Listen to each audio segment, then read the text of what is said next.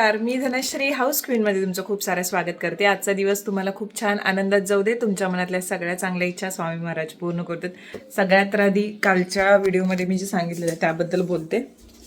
हे मी एक्स्ट्रा एक पाकिट आणून घेतलं, आरवने आणून दिला मला, आणि त्याच्यानंतर हे असं झालं होतं खूप पातळ, तर मी तसंच झाकून ठेवलं होतं. इथे बघताय, कारण हे लाडू असे वळल्यानंतर पण ना असे ठेवले तरी ते बसतात, शेप राहत नाही. तर याच्यामध्ये मी थोडंसं हे मिक्स करते, बघूया काय होते. काल असं झालं होतं, मी तयारच पीठ घेऊन आले, खोकला लागला, त्याच्यामुळे मी जेवढं जमेल तेवढं बेताने करते. आणि जेव्हा आपण तूप टाकतो ना, तर बोलताना सचिनशी माझ्या हातून तूप थोडंसं जास्त पडलं आणि त्यामुळे पीठ जे आहे ते पातळ झालं. मग मी ते तसंच ठेवलं होतं. म्हटलं बर्फी करूयात, पण मन काय माने ना, म्हणून मग शेवटी दुसऱ्या दिवशी सकाळी, कारण रात्री वेळ झाला होता, दुसऱ्या दिवशी सकाळी परत हे मिक्स जे आहे बेडेकर मिक्स बेसन पीठ जे आहे तर ते घेऊन आली मी लाडू मिक्सचं, आणि ते थोडं करून त्याच्यामध्ये मिक्स केलं. बाकी एक्स्ट्रा थोडासा रवा पण टाकला होता. आणि त्यानंतर पीठ थोडंसं मिक्स करत बघूयात, म्हटलं सगळं मिक्स झालं तर ठीक आहे, बाकी एक्स्ट्रा काही टाकायला गेले नाही, तूप किंवा अजून काही. मग ते थोडंसं मनासारखं होत आलं, त्यामुळे थोडंसं बरं वाटलं की चला आपण मन लावून करायला लागलो आहे फराळ आणि कुठेही चुकू नये. त्यामुळे आता लक्षात ते राहिलं, कारण अनुभवातून आपण शिकतो, चुकीतून आपण शिकतो, त्यामुळे लक्षात राहिलं की तुपाचं प्रमाण टाकताना खूप काळजी घेतली पाहिजे, अगदी व्यवस्थितच पडलं पाहिजे. आरवला काही दम नव्हता, त्याला स्कूलला घेऊन जायचे होते, त्याच्यामुळे त्याचं सारखं सुरू होतं, मम्मी कधी करणार आहेस. तर मग त्याच्यासाठी म्हणून मी लवकर करायला घेतलं, नाहीतर मी दिवसभर दुपारी अशी करणार होती. कारण ऑलरेडी माझा हात, पाय आणि मान जी आहे ती दुखत होती कंटिन्युअसली, आणि थोडंसं मसाज घ्यायचं मी ठरवलं होतं, पण आरव काय ऐकत नव्हता. त्याच्यामुळे म्हणून मग लाडू जे आहे ते अगोदर करून घ्यायला मी स्टार्ट केलं.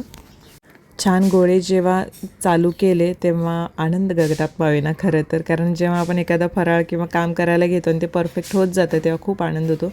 फायनली लाडू जे आहेत ते तयार झाले आहेत. देवासमोर एक ठेवला, पण छान तयार झाला आहे. आता आज शाळेत त्याच्या दिवाळी सेलिब्रेशन आहे, प्लस पॅटचा पेपर पण आहे. आज डब्यात आता लाडू आमचे झालेले आहेत तयार फायनली.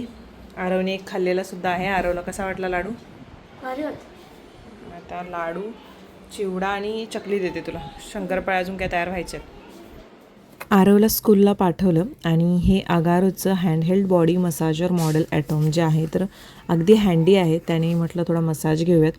ह्याचं हे जे आहे मसाज हेड आहे, मेन बॉडी, पॉवर स्विच आणि पॉवर कॉर्ड ही आहे. स्पीड नॉब पण एकाच ऑन ऑफमध्ये आहे, जे तुम्हाला स्पीड पण कमी जास्त करता येतात, पुढे दाखवेन मी. हे फ्लॅट मसाज हेड आहे. त्यानंतर हे वेवी मसाज हेड आहे, आणि त्याच्यानंतर हे जे आहे तर बॉल मसाज हेड आहे. याच्यासोबत एक मेश कवर येते, तुम्ही फ्लॅट मसाज किंवा वेवी मसाज करतानाही वापरायची असते. बॉल मसाज हेडला वापरायची काही गरज नाही आहे, कारण हेअर्स जे असतात ते टँगल होऊ नये त्याच्यासाठी असतं. आता मी वेवी मसाज हेड वापरून दाखवते. त्याच्यावरती मी मेश कवर लावले. मसल जे आहेत ना, म्हणजे मसल्समधील फटीग जो आहे तो दूर करायचं काम करतात. आता हात वगैरे दुखतात आपल्या, दिवाळीत तर माझं भरपूरच हालत होते, तर स्टार्टिंगपासून तुम्ही बघत आहात, मी व्हिडिओमध्ये दाखवतेच आहे तुम्हाला. फटीग रिड्यूस होतो आणि एक फील सॉफ्ट येतो, कारण आपले मसल्स खूप स्ट्रेन होतात, आपण काही ना काहीतरी हे उचल ते उचल करत असतो, त्यामुळे हाताला, मांडीला चालणं होतं, जास्त वेळ उभं राहणं होतं. तर त्याला मसल्स जे आहेत ना, त्यातील फटिंग जो आहे तो रिड्यूस करायला मदत करतं आणि एक सूदिंग फील देतं. त्यानंतर फ्लॅट मसाज हेड जे आहे तर एक सूदिंग मसाज मिळतो, स्ट्रेस रिलीफ होतो. तो शक्यतो आपण फेसला, डोक्याला, मानेला, शोल्डरला आपल्या यूज करू शकतो. फ्लॅट मसाज हेड जे आहे आता मी दाखवलेला आहे. आणि स्पीड कंट्रोल नॉब जो आहे ना, तर त्याच्यातून तुम्ही स्पीड जो आहे तो कमी जास्त करू शकता. रक्ताभिसरण वाढतं, त्याच्यामुळे आपल्याला खूप फायदा पडतो आणि रिलीफ मिळतो. मानेला तरी खूपच त्रास होतो सध्या, कारण काम आणि त्याच्यानंतर एडिटिंग करतानासुद्धा हा त्रास आहेच, तर तो एक रिलीफ मिळतो. म्हणून मी म्हटलं दुपारी निवांत म्हटलं हे मसाज घेऊया आणि त्याच्यानंतर छान एक झोप काढूया. त्यानंतर बॉल मसाज हेड जे आहे तर ते लावताना मी मेश कवर लावलेली नाही आहे, आणि पाय इतके दुखतात चालून पण आणि त्याच्यानंतर उभं राहून पण एखादा पदार्थ करताना किंवा काम करताना. सध्या माझं झाडून बिडून काढणं झालं होतं, त्याच्यामुळे टोनिंग करायचं काम करतं, आणि त्यासोबतच एक डीप ऑइल मसाजसुद्धा मिळतो. तर त्याच्यामुळे तुम्ही कोणतंही ऑइल, इसेन्शियल ऑइल वापरू शकता. तर मी इथं पायांच्या टाचांना देते आहे, तुम्ही बघताय. अगदी छान रिलीफ मिळतो आणि दुखणं जे असतं ना, ते आपण म्हणतो टाचांना खूप दुखतं आहे किंवा उभं राहून जास्त त्रास होतो, तर ते दूर पळून जातं. याचे डिटेल्स जे आहेत ते मी तुम्हाला डिस्क्रिप्शन बॉक्समध्ये देईन, चेकआउट करायला विसरू नका. आणि याच्यासोबत जे मॅन्युअल आहे त्यामध्ये काही प्रिकॉशन्स जे आहेत त्याही तुम्ही फॉलो करायला विसरू नका. आता मी शंकरपाळ्या करायला घेतल्या, थोडासा वेळ झोप घेतली आणि शंकरपाळ्या करायला घेतल्या. शंकरपाळी जी आहे ती मी सरिताज किचनची जे सरिता आहे तर तिने जसं प्रमाण सांगितलं त्या प्रमाणाने करायला घेतलेले आहेत. यावेळी मी गव्हाच्या पिठाच्या शंकरपाळ्या करायचं ठरवलं. त्यासाठीचं जे प्रमाण होतं 2.5 कप गहू, त्याच्यानंतर 1 कप दूध, 1 कप पिठी साखर, त्याच्यानंतर अर्धा कप तूप. जे प्रमाण तिनं सांगितलेलं आहे तिची रेसिपी तुम्ही फॉलो करू शकता. मला इथे खूप सोपी वाटली. मागच्या वर्षी मी वेगळ्या पद्धतीने केली. आता बघायचं झालं तर तुम्ही सध्या ती कॉन्ट्रोवर्सी झाली बघितला होता त्या दोघींच्यामध्ये. तर तेव्हा मी म्हणजे स्वतः सरिताला मी गेले 2.5 वर्ष ओळखते. तेव्हा चॅनल ग्रो इतकं नव्हतं तिचंही आणि माझंही, पण ती माझ्यापेक्षा मोठी होती आणि आहेच. आणि तिला मी तेव्हा असंच फोन केला होता, ओळख झाली, फोन केला आणि इतकं छान म्हणजे 3 तास आम्ही बोलत होतो जेव्हा फोन करायचो आणि त्यामध्ये खूप गोष्टी एकमेकांशी शेअर केल्या. बॅकग्राऊंड थोडंफार दोघींचं सेम होतं, इमोशनल गोष्टी आणि ह्या त्या.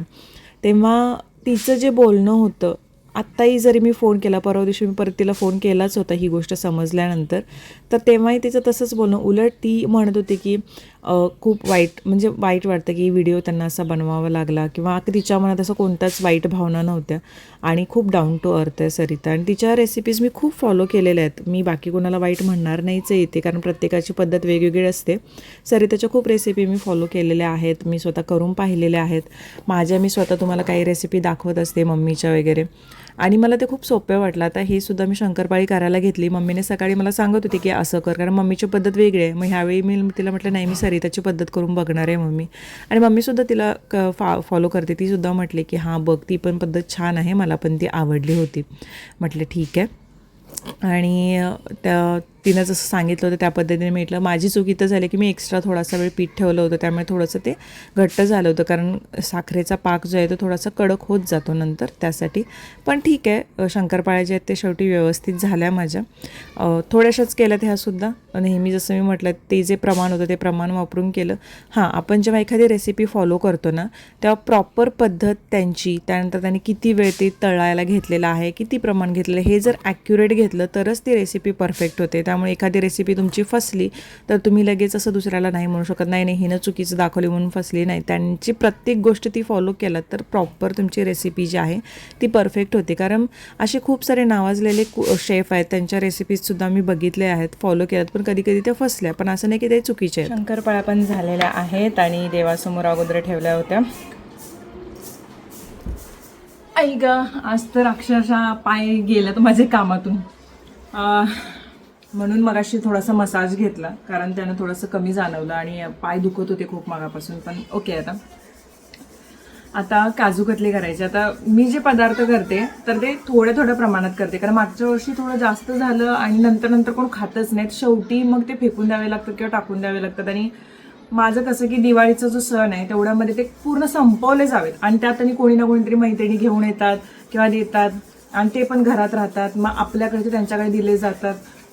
काही जणी इतकं देतात म्हणजे ते मला ठेवायला पण जागा नसते, एवढं होतं. दरवर्षीचं हे आहे, त्याच्यामुळे म्हणून मी जास्त जेवढं हे 8-10 दिवस दिवाळीचे मस्त निघतील आणि खातील तेवढं मी करते. आणि देताना पण इथं तर कसं गावाकडे पाठवून द्यायचं, म्हणजे गावाकडे असेल तर थोडं जास्त प्रमाण केलं असतं, कारण सगळे पाहुणे आहेत. इथे म्हटलं तर ताईंच्याकडे फक्त आणि मैत्रिणी, आणि बाकीचे सगळे गावाकडेच जातात. मेनली गणपती आणि दिवाळी म्हटलं की सगळे पळतात गावी, त्याच्यासाठी. तर आता शंकरपाळी झालेल्या आहेत, त्या डब्यामध्ये भरून थंड व्हायला ठेवल्यात बाजूला, त्या डब्यामध्ये भरून ठेवते आणि मग काजू कतली करायला घेते. काजू कतली मागच्या वर्षी म्हणण्यापेक्षा 2-3 वर्षापूर्वी केली होती, ओके झालेली. ह्या वर्षी थोडं लक्ष देऊन अजून करणार आहे, बघूया कशी होते. काजू कतली जसं मी म्हटलं एकदा करायला गेली होती, फसली, पण ह्यावेळी म्हटलं मी अजिबात सोडणार नाही, मी करणारच परफेक्ट. मग 1 वाटी साखर आणि 1 वाटी पाणी बरोबर समप्रमाणात घेतलं. 1 तारी साखरेचा पाक जो आहे तो बनवायला घेतला. गॅसची फ्लेम मंद ठेवली आणि कंटिन्युअसली मी असं स्टेअर करत होते. थोडासा वेळ असं केल्यानंतर 1 तारी पाक जो आहे तो तयार झाला फायनली. काजू जे आहेत ते मी 250 ग्रॅम काजू आणले होते, ते मिक्सरला वाटून घेतले आणि बारीक फाईन पावडर झाल्यानंतर ती परत चाळून घेतली आणि त्यातला मोठा पार्टिकल जो होता भाग जो तो कडेला काढून ठेवला. कोणत्याही ग्रेव्हीमध्ये वापरला तरी तो चालतो. आणि बारीक केलेली ही जी पूड होती जी चाळून घेतली होती चांगली, तर ती मी या पाकामध्ये मिक्स केली. गॅसची फ्लेम मंद आहे. कंटिन्युअसली स्टेर करत राहिले, कुठेही गुठळ्या पकडू नये याच्यासाठी. थोड्या वेळाने असं पातळ हे मिश्रण जे आहे ते होत जातं. कंटिन्युअसली आपल्याला स्टेर करत राहावं लागतं. 1 चमचा मी तूप घातला त्याच्यामध्ये, त्यामुळे थोडंसं हे घट्ट होणार नाही पटकन आणि एक चांगली टेस्टसुद्धा येईल. तुम्ही नॉनस्टिक जरी वापरलं तरी थोडंसं हे चिकटत येतं खाली, त्यामुळे कंटिन्युअसली हे स्टेर करतच राहावं लागतं. मी आधी ह्यावेळी म्हटलं की थोडे आधी करून बघू, कारण काजू कतली म्हटलं की जिव्हाळ्याचा विषय. विनूला तरी खूप आवडते आणि घरीसुद्धा माझ्या खूप आवडते सगळ्यांना, त्याच्यामुळे मग मी थोडेसेच करायला घेतले. एक फेज अशी येते की हे जे मिश्रण आहे ते घट्ट होत राहतं आणि पॅनपासून वेगळं होत जातं. तर त्या स्टेजला मी बटर पेपरवर काढून घेतलं. बटर पेपर थोडासा ग्रीस केला होता आणि थोडं थंड झाल्यानंतर मी हे थोडं मळायला घेतलं. अशा पद्धतीने गोळा झाला की समजायचं की हां ठीक आहे, आता याच्या वड्यासुद्धा आपण करू शकतो, काजू कतली करू शकतो. बटर पेपरवरून हे मिश्रण मी काढून घेतलं. कधी कधी सहज निघतं, कधी कधी थोडंसं अवघड होतं काढायला, पण ते निघलं. पोळपाटावरती थोडंसं तूप लावलं, ग्रेस करून घेतलं पोळपाटसुद्धा. आणि काजूच्या पिठाचा हा जो रोल आहे तर तो मी असा छान गोळा जो आहे तो तयार केला आणि लाटायला घेतला. इतका आनंद होत होता म्हणून सांगू की फायनली हे जमत आले मला. पण अजूनही पूर्ण पल्ला मी गाठलेला नाही आहे, त्याच्यामुळे मी अजूनही खूप काळजी देऊन हे करत होते. पण आनंद होत होता की चला 90% भाग जो आहे तो आपण केलेला आहे. छान हे लाटत गेले. लाटतानासुद्धा जो फील होता तो खूप मस्त वाटत होता, कारण खूप छान वाटतं ना की आपण एखादी रेसिपी जी आपल्याला जमत नाही आहे किंवा थोडीशी अवघड आणि ती जेव्हा जमते तेव्हा, तर मला मस्त वाटत होतं. म्हणजे लाडू जे फसले होते त्याचा स्ट्रेस पण निघून गेला होता, कारण ते सुद्धा झाले होते व्यवस्थित. मी थोडा वेळ असंच हे ठेवलं 1-5 मिनटं आणि त्याच्यानंतर गरम गरम आपण कोणत्याही पदार्थावरती चांदीचा वर्क नाही लावू शकत, त्याच्यामुळे थोडासा वेळ थंड झाल्यानंतर त्याच्यावरती चांदीचा वर्क जो आहे तो मी लावला आणि त्यानंतर मी तसंच ठेवलं परत. आणि प्रॉपर थंड झाल्यानंतर मी याचे कट्स पाडायला सुरुवात केली. हे पहिला कट जेव्हा मी पाडला आणि हा भाग जेव्हा कडेला झाला ना, तेव्हा समजले की आपण 99.99% परफेक्शनकडे आलेलो आहोत. प्रॉपर मग मी ह्या वड्या पाडून घेतल्या आणि छोटेसे बाजूचे कट्स जे होते ते बाहेर चाळीत मुलं खेळत होती, तर माझ्या साईडच्या ताईंना आणि आरवला खायला दिलं. तर आरवची रिॲक्शन खरंच खूप बघण्यासारखी होती, पण मी ती कॅच करू शकले नाही, कारण तोपर्यंत मोबाईलचं माझं चार्जिंग जे आहे ते कमी होत आलं होतं. तर अशा प्रकारे ही जी काजू कतली आहे ही तयार केलेली आहे आणि खूप मस्त वाटलं. म्हणजे आता ह्यापुढे मला जेव्हा घरी खायची असेल किंवा घरी कोवाडलासुद्धा न्यायची असेल तर बाहेरून कुठून घ्यायची गरज नाही. थोडंसं आपल्याला समजलेलं आहे की कुठे आपलं चुकत होतं आणि अशी काजू कतली आता तुम्हीसुद्धा घरी बनवू शकता. फार अवघड नाही आहे. थोडंसं आपल्याला साखरेच्या पाकाकडे लक्ष द्यावं लागतं आणि हे जे बॅटर करतो ना मिश्रण, तर तेव्हा थोडंसं लक्ष द्यावं लागतं. बाकी काहीच अवघड नाही याच्यामध्ये. तर असं नक्की करून बघा, छान जमेल तुम्हाला जसं मला जमलेलं आहे. वाजलेले आहेत 10:30 आणि आज मी लाडू बनवले. सकाळी, दुपारी शंकरपाळ्या बनवल्या, संध्याकाळी काजू कतली बनवली. काजू कतली पहिल्यांदा मी आधी म्हणूया बघूया म्हटलं की थोडी करूयात, कारण काजू परवडण्यासारखे नाही आहे, कारण ते इरिटेट होऊन जाईल सगळं, म्हणजे व्यवस्थित नाही बनली तर म्हणून. पण ठीक आहे, चांगली बनली. परत मग ह्या आठवड्यात बनवेन मी, म्हणजे जेव्हा पूजेच्या वेळी आपण थाळी पूर्ण ठेवतो ह्याची, तेव्हा लाडू तरी व्यवस्थित झालेले आहेत. एक्स्ट्रा बेसन घातल्यामुळे बरोबर व्यवस्थित झाले. ते मागच्या वर्षी व्यवस्थित झाले होते, ह्या वेळेला थोडं जरी बेसनच्या लाडू म्हणजे सगळ्याच पदार्थामध्ये प्रमाण चुकलं तर ते पदार्थ जे आहेत ते चुकीचे होतं. मी बोलण्याच्या नंतर एक्स्ट्रा तूप टाकलं होतं यांच्याशी. चला ते पण झालं. आता बघू उद्या अजून कुठलं बेसिक तरी झालेले आहेत. जास्त तरी काही घरातले नको म्हणा लागले, जास्त काही करत बसू नको म्हणून मी थोडेच केले सगळे, की उगच खाणारी मी ते काही गोड खात नाही. सचिन, आरव, बाबा, आरव तरी काजू कतली त्याला थोडीशी खायला दिली. मम्मी ओ माय गुडनेस तू बनवलीस, असं त्याचं होतं रिॲक्शन. साईडच्या ताईंनी पण छान हे केले की मस्त झाले, अगदी बाहेर जशी मिळते तशी केलं आहे म्हणून. चला म्हटलं ठीक आहे, असेही पदार्थ होत आलेले आहेत. आणि आजचा हा व्हिडिओ तुम्हाला कसा वाटला हे मला कमेंट सेक्शनमध्ये नक्की सांगा. लाईक, शेअर, सबस्क्राईब करायला विसरू नका. ही दिवाळी तुम्हाला खूप छान जाऊ देत आणि मस्त एन्जॉय करा. चला तर मग आता माझं दिवाळीचा फराळ बऱ्यापैकी आवरलेला आहे. आता जास्त काही करणार नाही, मी केलंच तर विचार करेन, केलंच तर मग काय तुम्हाला ब्लॉगमध्ये दाखवेनच. चला आपण उद्या भेटू, तोपर्यंत बाय बाय.